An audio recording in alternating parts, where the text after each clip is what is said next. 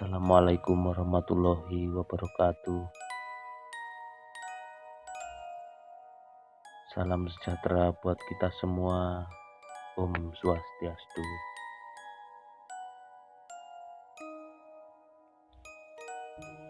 Kali ini saya akan membawakan sebuah cerita horor yang berjudul Lemah Kuburan.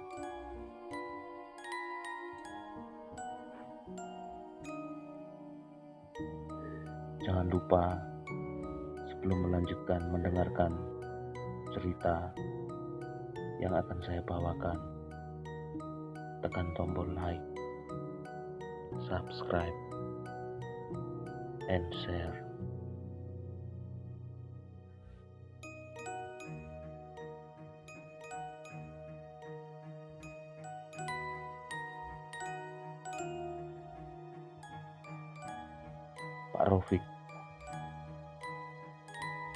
Pak Rofik dan keluarga baru saja pindah dari kota ke sebuah desa yang berada di selatan kota Jember. Kebetulan beliau adalah seorang dokter yang ditempatkan di sana.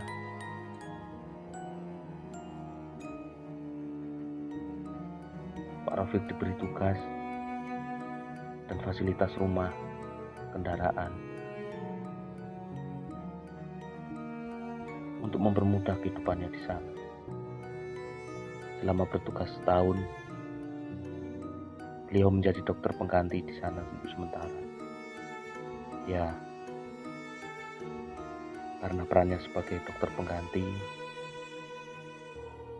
akhirnya pihak desa memberikan rumah yang sudah tidak pernah ditinggali oleh pemiliknya. Entah si pemilik kemana. Namun rumah itu sudah diamanahi untuk ditempati oleh tamu desa jika berkunjung ke sana. Nak Rofik, ini kunci rumah jenengan. Nanti ada kendaraan sepeda motor, biar diantar Tarbin ke sana.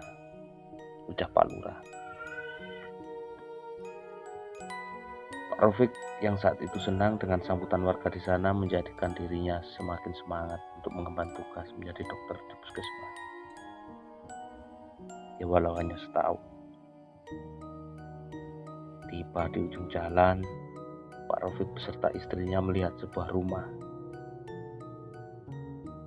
yang jaraknya antar rumah warga itu berjauhan.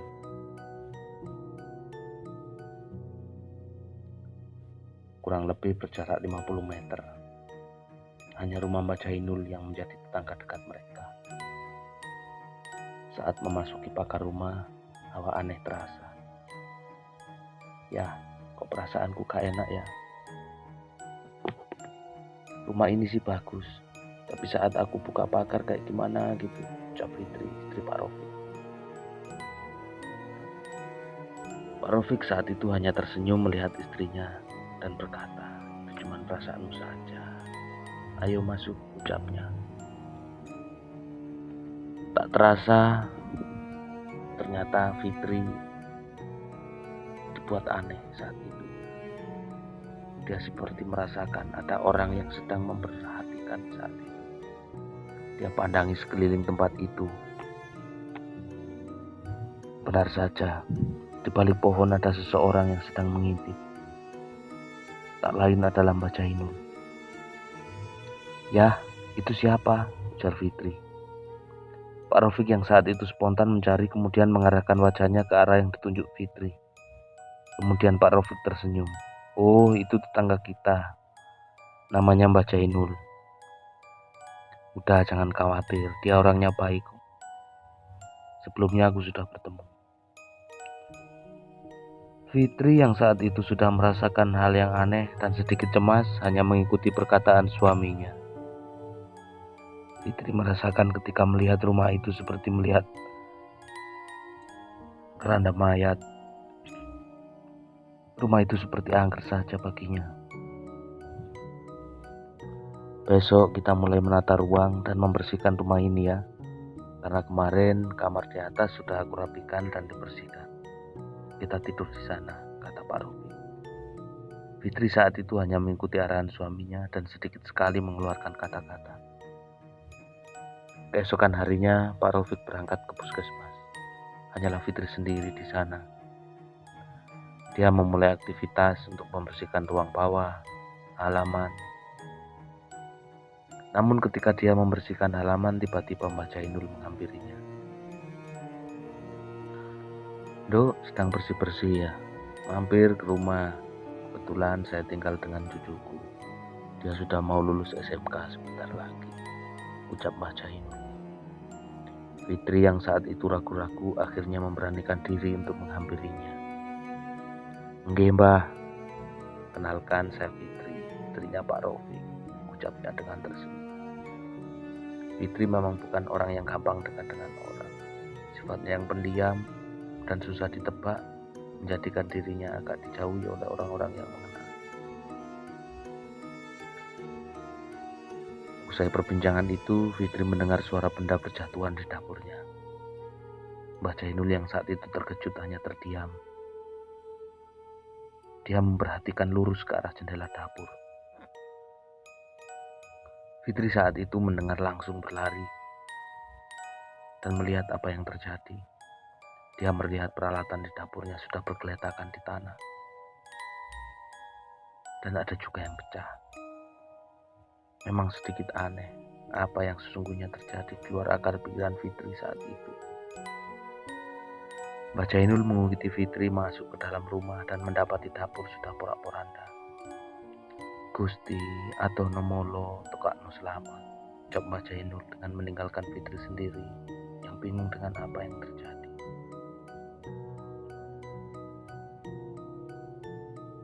Waktu berlalu, Fitri melupakan apa yang terjadi saat itu.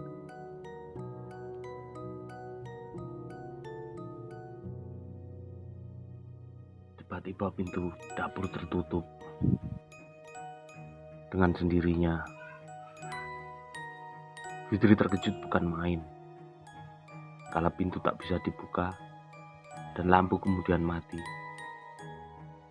Untung saat itu dia memegang senter. Tanpa dia sadari, teh yang dia bawa terjatuh dan pecah beling mengenai kakinya. "Sayang, tolong. Sayang, tolong buka pintu. Aku kekunci," ucap Fitri sambil mendobrak pintu. Perasaannya sudah tidak enak lagi. Dia mungkin mulai menginjak sesuatu yang basah lagi di kakinya. Di sudut dapur dia melihat sesuatu yang akan keluar dari tanah. Entah apa, dia mulai takut.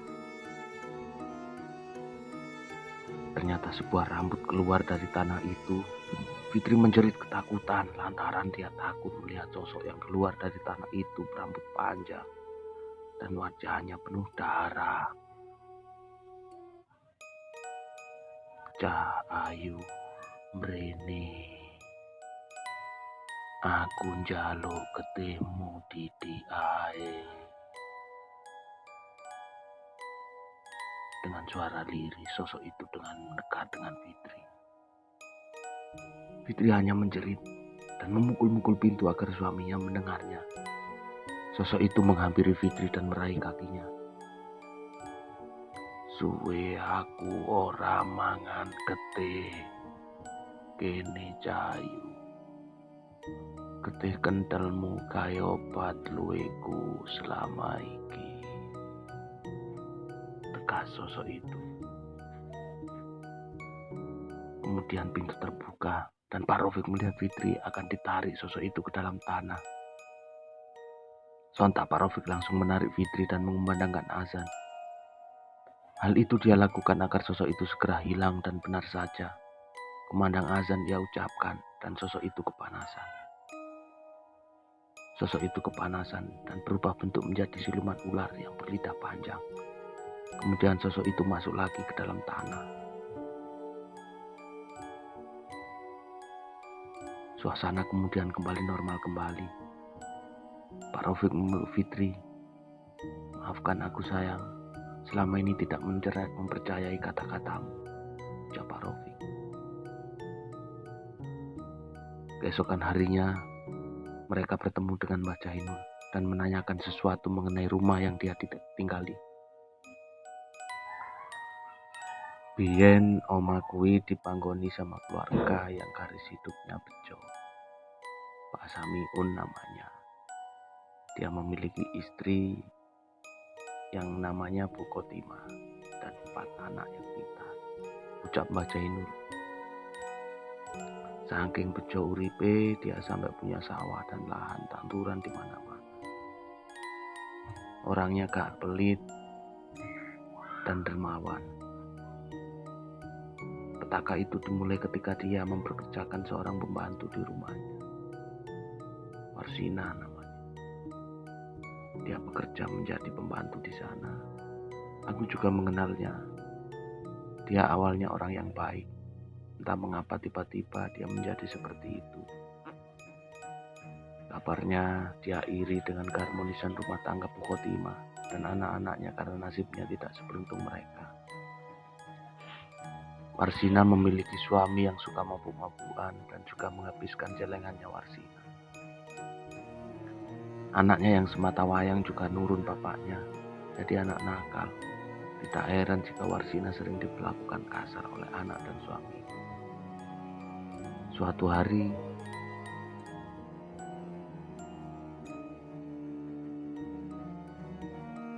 Aka Samiun niatnya cuma bercanda. Tidak ada niat serius melukai hati Warsina saat itu.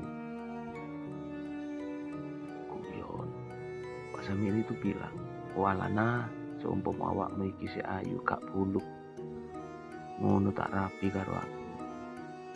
Ucapan itu yang membuat Warsina sakit hati kepada Pak Samiun dan semua. Cuman pembicaraan biasa, tapi bisa jadi petaka pada kehidupan Samiun. Warsina datang ke dukun terkenal di seberang desa. Dia meminta untuk membalaskan dendam kepada Pak Samiun dan keluarga. Akhirnya dia diberi sebuah buntelan yang isinya lemah kuburan. Jadi lemah itu dikubur di dapur sama Warsina tanpa sepengetahuan Pak Samiun dan keluarga. Lemah itu pembawa sial untuk tempat tinggal Pak Samiun. Dulu Pak Samiun tiba-tiba usahanya bangkrut dan tanahnya yang di mana-mana dijual. Tak jarang juga aku mendengar beliau tukaran sama istrinya. Warsina setelah melakukan hal itu kemudian berhenti dan memutuskan bekerja jadi TKW. Pak Samiun dan keluarganya akhirnya pindah ke kota, memulai bisnis di sana. Dan alhamdulillah sekarang mereka bisa mengembalikan lagi apa yang hilang. Rumah itu dipasrahkan ke kelurahan sama Pak Samiun. Dibuat singgah untuk tamu yang berkunjung ke sini. Tapi tak jarang juga mereka melihat hal-hal aneh di sana. Bahkan dulu juga ada yang sampai pergelangan tangannya mau putus. Dan untungnya cepat ketahuan dan langsung dibawa ke rumah sakit. Ya, jadi seperti itu ceritanya. Makanya dulu Nak Rofik, aku suruh tidur di atas saja, jangan di bawah. Karena saya khawatir lemah kuburan yang dikubur di bawah. Buat jaga-jaga saja biar kejadian buruk tidak terjadi. Sejak kejadian itu, Pak Raufik dan Fitri memutuskan pindah di dekat puskesmas. Mereka tidak bisa tinggal di rumah dinas karena rumah itu dijadikan unit tambahan untuk program pemerintahan desa selama setahun.